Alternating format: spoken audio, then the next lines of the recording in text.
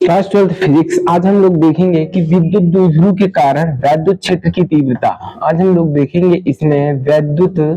या विद्युत द्विध्रुव के कारण वैद्युत क्षेत्र की तीव्रता। तो विद्युत द्विध्रुव के कारण वैद्युत क्षेत्र की तीव्रता दो प्रकार से देखेंगे। एक हमारा जो होता है अच्छी स्थिति पे, एक्सियल पॉइंट पे, और एक हमारा जो होता है वो कौन सी होते हैं, निरक्षीय स्थिति पे। हम लोग अच्छी स्थिति पे निकाल रहे हैं। तो यहाँ हमारा कोई एक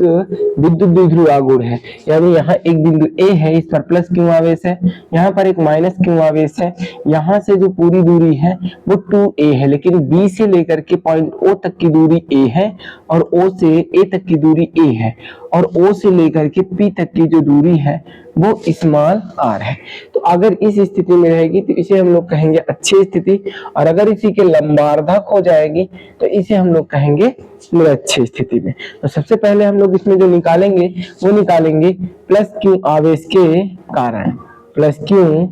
आवेश के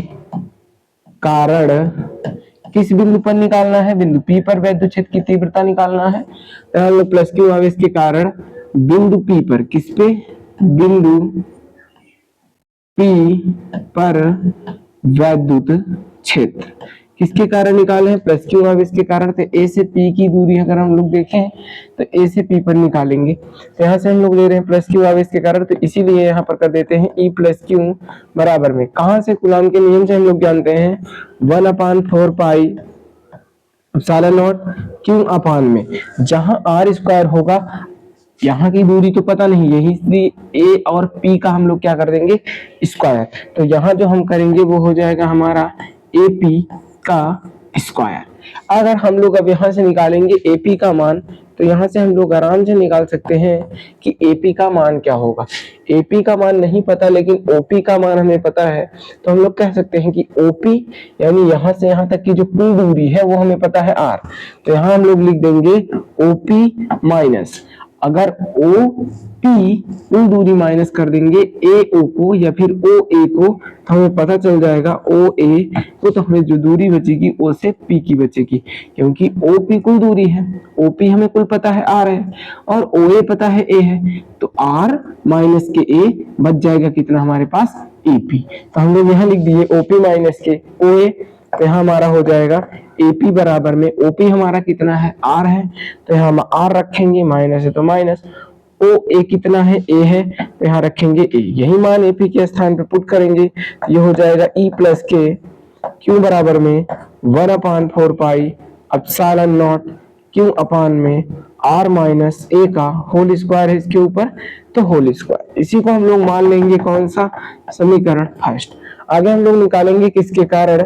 माइनस क्यू आवेश के कारण, माइनस क्यू आवेश के कारण, माइनस क्यू आवेश के कारण जैसे ही निकालेंगे ये हो जाएगा हमारा ई माइनस के क्यू बराबर में 1/4 pi epsilon not Q upon में। अब यहां से निकाल रहे हैं माइनस क्यू, ये हो जाएगा बीपी का स्क्वायर, तो यहाँ हम लोग लिखेंगे बी पी का स्क्वायर। यहाँ हम लोग निकाल लेंगे बीपी का मान, तो बीपी का मान हम लोग निकालेंगे, देखिए बी पी कुल दूरी हमें नहीं पता है लेकिन ओ से पी की दूरी पता है, यानी आर प्लस के ए, इतनी दूरी आर प्लस के ए, हमें कुल दूरी पता चल जाएगी कहां से, बी से पी तक की, क्योंकि यहाँ तक आर पता है, आर प्लस के ए, तो कुल दूरी पता चल जाएगी। तो जो बीपी का दूरी कुल निकलेगा वो हमारा हो जाएगा, कितना होगा, ओपी मतलब ओ पी, इतनी दूरी आर है, प्लस का इसमें हम ऐड कर देंगे किनको, ओ बी को या बी ओ को, तो यहाँ से हो जाएगा हमारा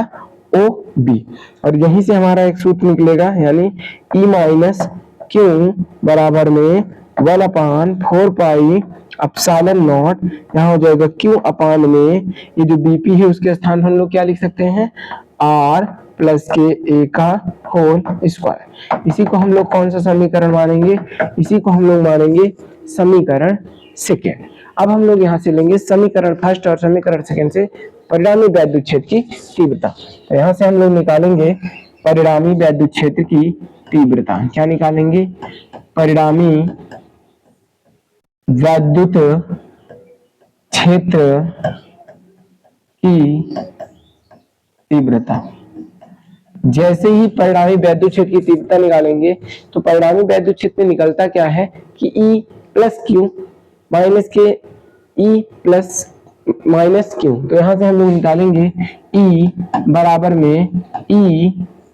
ये वाला हमारा पहला है E प्लस क्यू और माइनस कर देंगे E माइनस क्यू। क्यों माइनस यहाँ लगाए हैं? क्योंकि प्लस आवेश के कारण आउटवर्ड डायरेक्शन बाहर की ओर है और माइनस के कारण अंदर की ओर है, एक दूसरे के विपरीत है और यही कारण यहाँ क्या हम लगा दिए हैं माइनस का। इन्हीं दोनों का मान अगर हम लोग पुट करते हैं तो ये निकलेगा E बराबर में E प्लस क्यू का जो मान है वो हमारे पास है 1/4 Q upon R minus A square. तो यहाँ हो जाएगा हमारा 1/4 pi epsilon not Q upon में क्या हो जाएगा आर माइनस ए का होल स्क्वायर।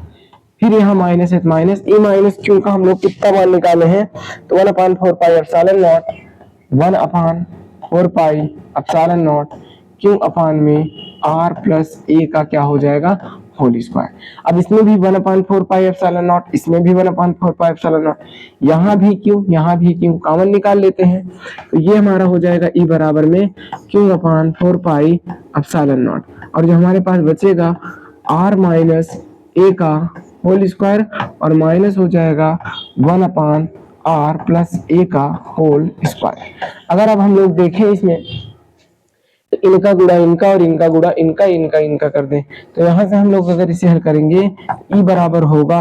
क्यू अपान में 4 पाई एप्सिलॉन नॉट, इनका गुणा इनसे करा देंगे तो ये हो जाएगा हमारा आर प्लस ए का होल स्क्वायर और ये माइनस है तो माइनस, ये इनसे गुणा करेगा तो हो जाएगा आर माइनस ए का होल स्क्वायर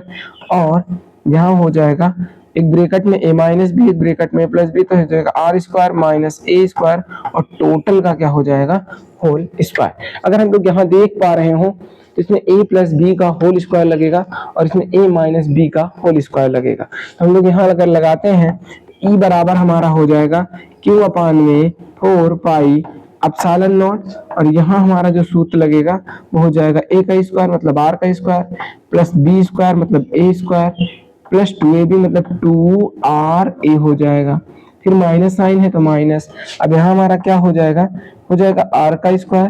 प्लस में a का स्क्वायर माइनस का हो जाएगा 2ra और कुल का बटे जो आ जाएगा वो कितना हो जाएगा हमारे पास r का स्क्वायर माइनस a का स्क्वायर, टोटल का क्या हो जाएगा होल स्क्वायर। अब ये माइनस बाहर है, इसका सब में क्या करेंगे गुणा करा देंगे तो सबका अंदर का साइन जो होगा वो क्या हो जाएगा चेंज हो जाएगा, बदल जाएगा। तो देखिए अगर इनका हम गुणा करा देंगे तो क्या होगा इसमें, तो जैसे ही इसका गुणा कराएंगे तो हमारे पास आएगा ई बराबर में क्यू अपान में 4 पाई एप्सिलॉन नॉट और यहां से तो वही रहेगा हमारा आर का स्क्वायर, फिर क्या रहेगा इतना तो हमारा रहेगा ही रहेगा, इतना हमारा रहेगा ही रहेगा। हम लोग इसमें लिखते हैं E बराबर में Q upon 4 pi epsilon not और यहाँ हमारा जो है वो क्या है R का स्क्वायर प्लस A का स्क्वायर और प्लस का कितना है 2RA। जैसे इनका सब में गुणा कराएंगे तो ये हो जाएगा हमारा माइनस का R का स्क्वायर, फिर ये था और r माइनस प्लस क्या होगा माइनस a का स्क्वायर हो जाएगा और प्लस का कितना हो जाएगा 2ra, प्लस का कितना हो जाएगा 2ra और बटे में जितना हमारा रहेगा वो तो इसी को हम लोग दूसरे पेज में लिख लेते हैं, इसमें दिख नहीं रहा है तो हम लोग इसे क्या करते हैं दूसरे पेज में ले लेते हैं। ठीक है, यही जो है उसे हम लोग क्या करते हैं दूसरे नेक्स्ट पेज में ले लेते हैं। तो ये हो जाएगा हमारा e बराबर में Q upon 4 pi epsilon not और क्या था और ये था हमारा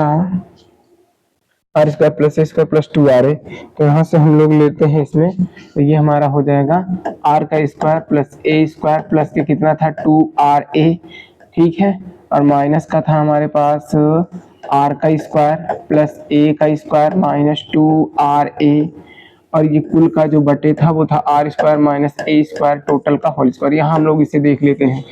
तो ये हमारे पास आ जाएगा E बराबर में Q upon 4 pi epsilon not. इनका जैसे ही अंदर गुणा कराएंगे तो ये हो जाएगा R का square plus A square plus के 2RA। इनका अगर हम लोग गुणा कराएंगे तो हो जाएगा माइनस का R स्क्वायर माइनस का A स्क्वायर और ये माइनस माइनस क्या हो जाएंगे प्लस 2RA। और अगर हम लोग इसे देखें तो ये यही रह जाएगा R square minus A square और टोटल का क्या रहेगा होल स्क्वायर। अगर हम लोग यहाँ देखें थोड़ा सा तो ये R स्क्वायर प्लस का ये माइनस का कैंसिल, ये प्लस का ये माइनस का क्या हो जाएंगे कैंसिल। अच्छा ये तो ऐसे ही रहने दो इन्हें।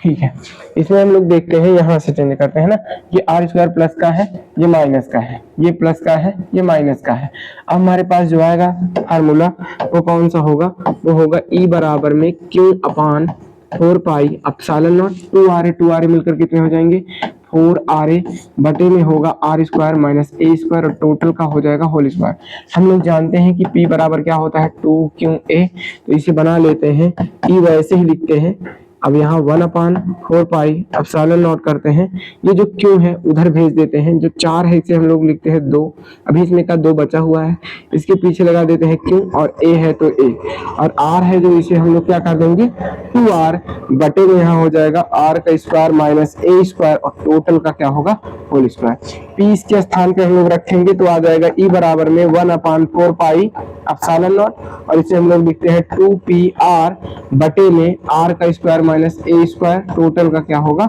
Whole square. ये जो होता है वो बहुत